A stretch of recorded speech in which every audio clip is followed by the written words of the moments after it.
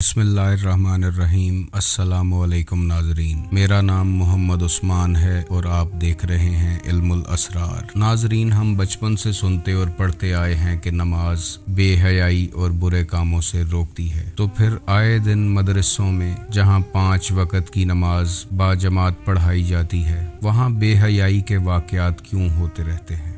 हमें बार बार एक जुमला सुनने को मिलता है कि नमाज पढ़ें, लेकिन कुरान पाक में जहां नमाज का जिक्र है वहां इसको कायम करने का हुक्म है। नाजरीन, आप जानते हैं कि नमाज मोमिन की मेराज है और मेराज का मतलब है कि अल्लाह ताला की ज़ाते पाक तक रसाई। तो ऐसा क्यों है कि हम नमाज भी पढ़ते हैं और हमें नमाज में मेराज की कैफियत महसूस नहीं होती? अगर नमाज को कायम करने का हुक्म है तो फिर वो कौन सा तरीका है कि जिससे नमाज कायम हो जाती है? नमाज में वो कौन सा सजदा है कि जिसके बारे में अल्लामा इकबाल फरमाते हैं, वो एक सजदा जिसे तू गिरां समझता है, 1000 सजदों से देता है आदमी को निजात।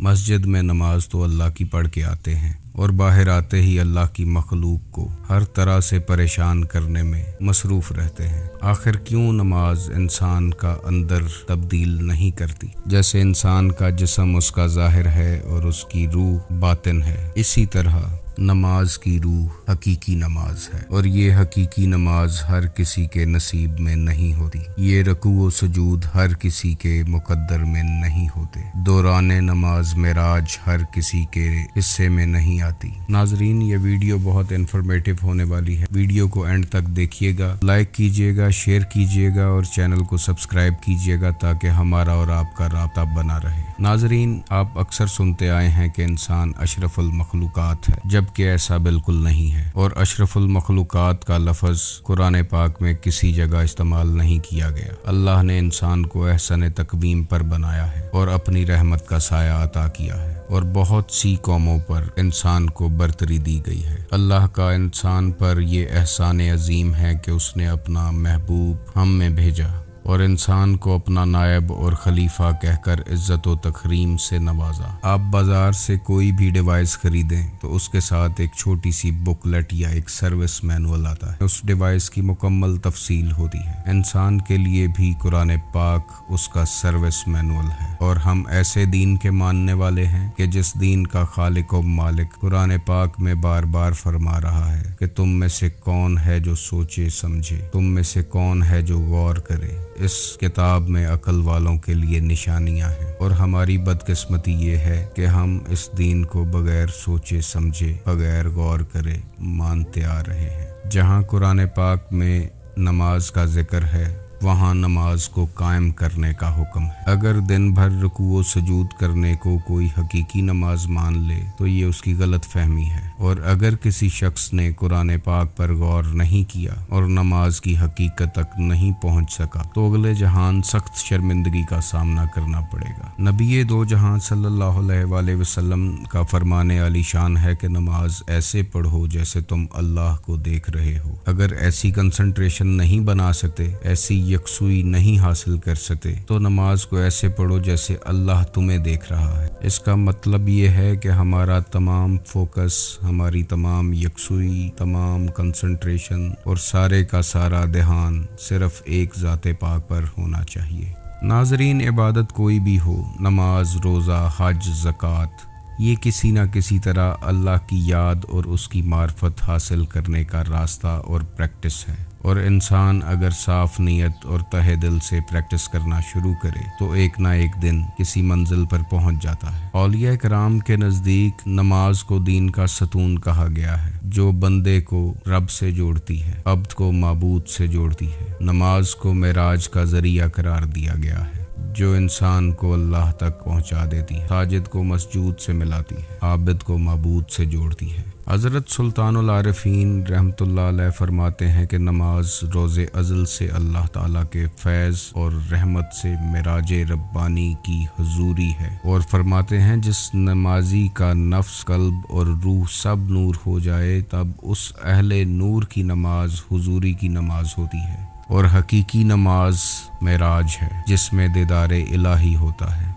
اور عارفین جو معرفت الہی حاصل کر چکے ہوتے ہیں ان کو نماز میں دائم دیدار خداوندی نصیب ہوتا ہے، اور فرماتے ہیں کہ سر سجدے میں جائے تو خدا نظر آئے۔ جس سجدے میں خدا ہی نظر نہ آئے وہ سجدہ کہاں روا ہے۔ مگر صد افسوس کہ ہم نماز کی اصل روح سے بہت دور نکل آئے ہیں۔ یہ نماز قائم کرنا ہر کسی کے بس کی بات نہیں۔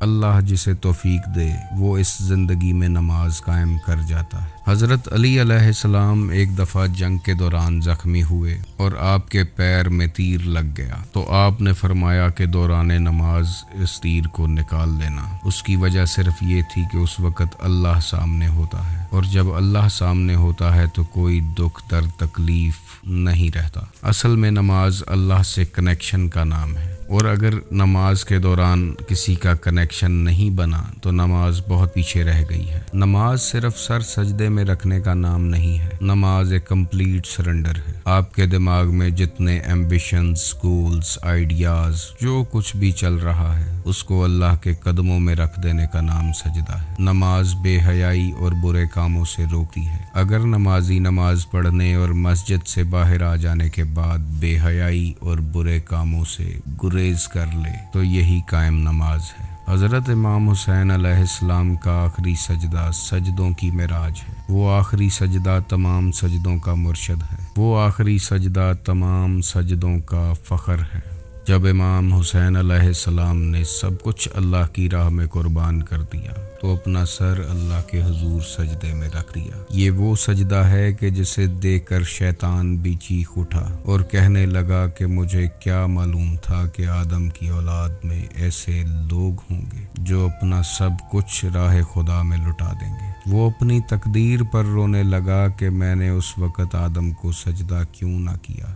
مولانا جلال الدین رومی فرماتے ہیں جب میں نماز پڑھتا ہوں خدا کی قسم مجھے یاد نہیں رہتا کہ رکوع پورا ہو گیا یا امام کون ہے۔ نماز وہ ہے کہ جس میں نہ رہے بلکہ صرف تو ہی رہ جائے۔ اگر دوران نماز بھی کہیں میں رہ گیا تو پھر تو نہیں رہے گا۔ اللہ فرماتا ہے کہ کائنات میرا احاطہ نہیں کر سکی، مگر میں سمانا چاہوں تو مومن کے دل میں سما جاتا ہوں۔ قلب مومن عرش اللہ، قلب مومن بیت اللہ۔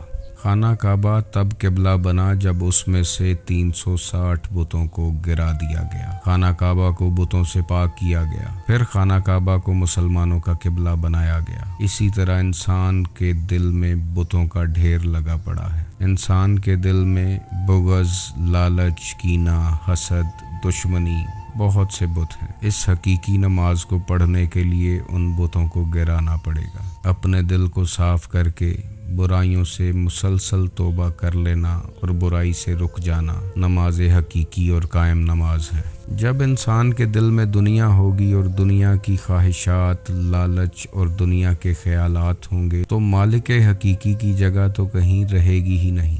سلطان العارفین فرماتے ہیں کہ مخلوق کسب تن سے عبادت کرتی ہے اور عارف ترک تن سے عبادت کرتا ہے، اور ان دونوں عبادات میں بہت فرق ہے۔ جیسا کہ آپ جان گئے ہیں کہ نماز اللہ سے کنیکشن کا نام ہے، یہ ایسی سیڑھی ہے جو اللہ تک پہنچاتی ہے۔ اگر تو نماز آپ کو اللہ کے ہر وقت ساتھ ہونے اور شاہرگ سے زیادہ قریب ہونے کا احساس پیدا کرتی ہے تو جان لیں کہ نماز قائم ہو چکی ہے۔ اور اگر مسجد سے باہر آتے ہی اللہ یاد نہ رہے تو ہمیں اپنی نماز پر غور ضرور کرنا چاہیے۔ نماز جب قائم ہوتی ہے تو انسان کے پورے وجود پر قائم ہوتی ہے۔ انسان کا دیکھنا، بولنا، سننا، چلنا پھرنا سب کچھ اللہ کی رضا کے عین مطابق ہوتا ہے۔ سلطان العارفین سخی سلطان باہو فرماتے ہیں کہ خاص لوگوں کی نماز مشرف بادیدار ہوتی ہے کہ وہ ہمیشہ اللہ تعالیٰ کے روبرو ہو کر دائم سجود دراز کرتے ہیں، جبکہ عام لوگوں کی نماز محض رسم و سجدہ آواز ہوتی ہے۔ اللہ کی معرفت میں ڈوب کر عشق حقیقی میں گم ہو کر نماز پڑھی جائے تو وہ نماز اور ہے، ورنہ